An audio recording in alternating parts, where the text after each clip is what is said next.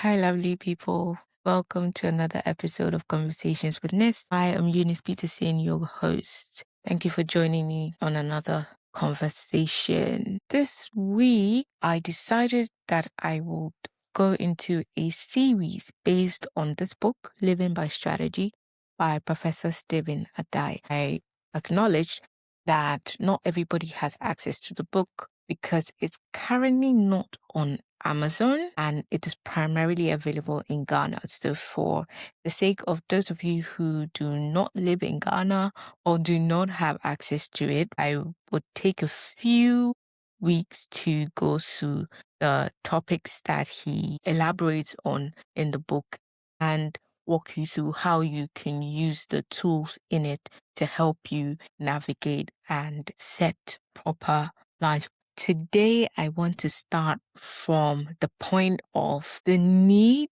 for self-leadership. Some people will call it self-regulation, but for our purposes today, I'm simply going to refer to it as self-leadership. A lot of times when you think about what the concept of leadership is, it is very much in this light of having people follow you, leading a group of people, leading a charge, leading an assignment, a task, a team, corporation, a business, a family even. But an important part of leadership, and I believe that is even pivotal to your ability to lead other people, is your own ability to lead yourself. So before you set out to lead anybody in any kind of capacity, whether it's in a family setting, it's in an organizational setting, whether it's in starting your own business, you need to have a proper understanding of what it means to lead yourself, and you need to have mastered that process of leading yourself. Your life is too precious to leave it to chance. The same way you would not get up and follow somebody who is not organized, doesn't seem to have a proper focus or aim or direction, you also don't want to be that person that leads from a place of confusion. Nobody's going to take you seriously enough to say, I'm going to follow their footsteps. So that's the essence of this conversation, is to get you to the point where you are thinking about self-leadership. Have you come to the point where you are actually leading yourself properly, or are you looking for ways for which you can get to that point of proper self-leadership? And so today, that's what I'm going to dwell on. If you are going to be an effective self-leader, you should have certain habits. You should be able to have certain things in place that will help you to properly lead yourself and bring you to the point where you are able to lead other people as well. The first thing you need to have is an organizing life principle, right? Or an organizing principle of life. It is that overarching concept of what you live your life by. You can call it your true north. At the end of the day, what does it boil down to for you? That is your organizing principle. That is the basis on which you live your life. So think about it. At the end of the day, what does it come down to for you? What is that true north that where everything goes haywire, you can always come back to? So everybody who is able to properly self-lead has an organizing principle. Now, this organizing principle is important because it gives you a focus. You are not simply existing, but you have a focus that is not necessarily a goal that you're trying to achieve, but something that anchors you and grounds you, so that where things begin to move all around, you are grounded because you know what principle guards and guides your life. So you need to sit and think, what is my organizing principle of life? Now, this organizing principle of life, it's helpful in preventing you from making your career your identity or anchoring your identity on something that will phase out.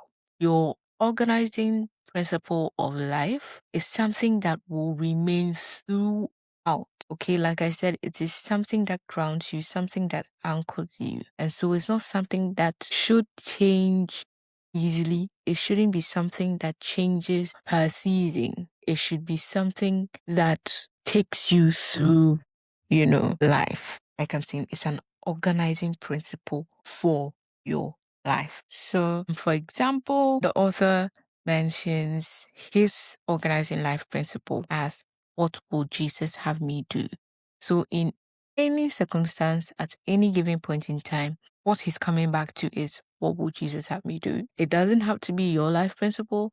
You need to sit down and couch one depending on what your values are, depending on what you intend to achieve and what you would like to have as your grounding force.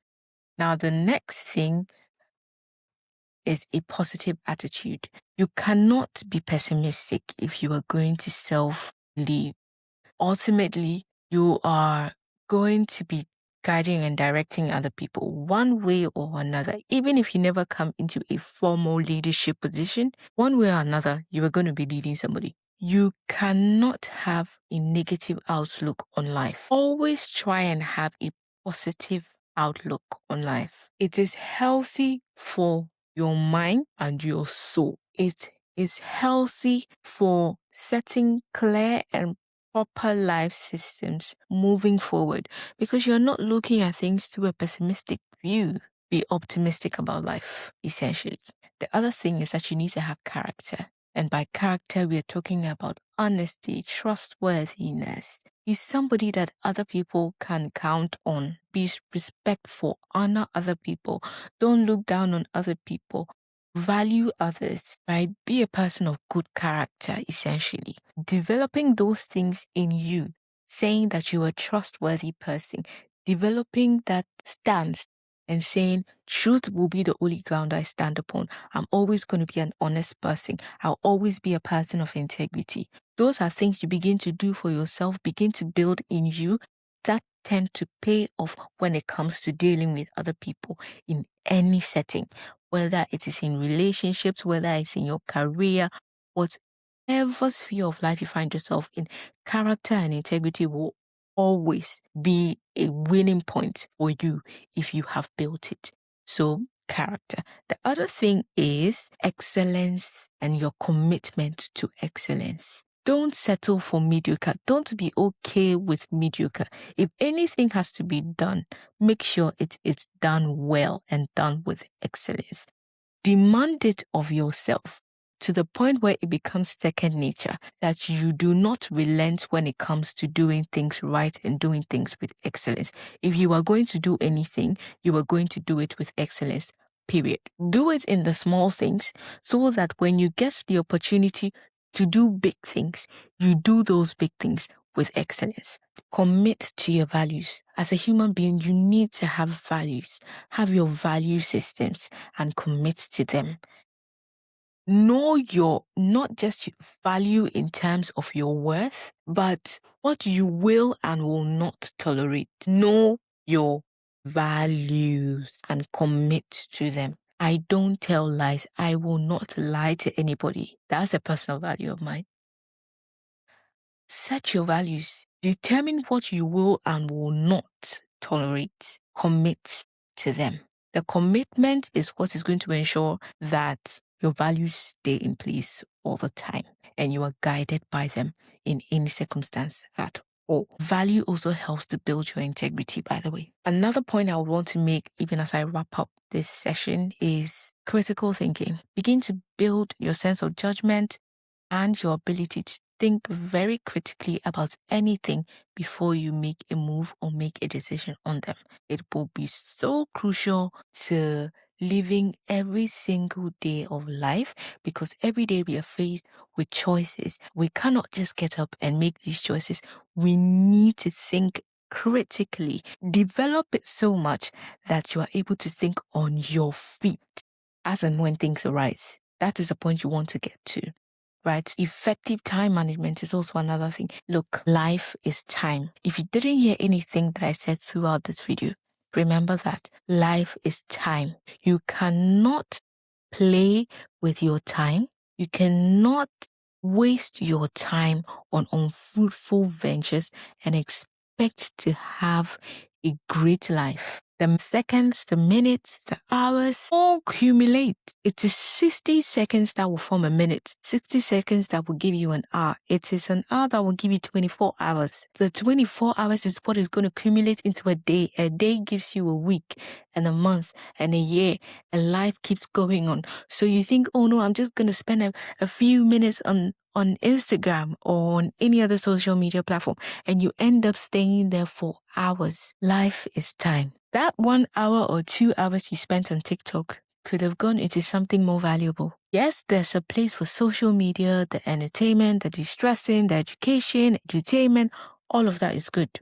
But life is time. Learn to manage your time well. So that brings me to the end of this week's episode. Thank you for joining me. We will be carrying on with this series on living by strategy. And I'm hoping that it really brings a lot of value to you and you're able to take it as a tool and work with it through this year. Set yourself up for success, not just for this year, but for the rest of your life. Trust me, if you get these things, these principles in place, you are set for life, grounded and anchored, well anchored for the things to come in the future. So thank you so much for joining me on this week's episode. I'm grateful. Catch you same time next week. As always, go out there, walk on water, and do great things. Bye.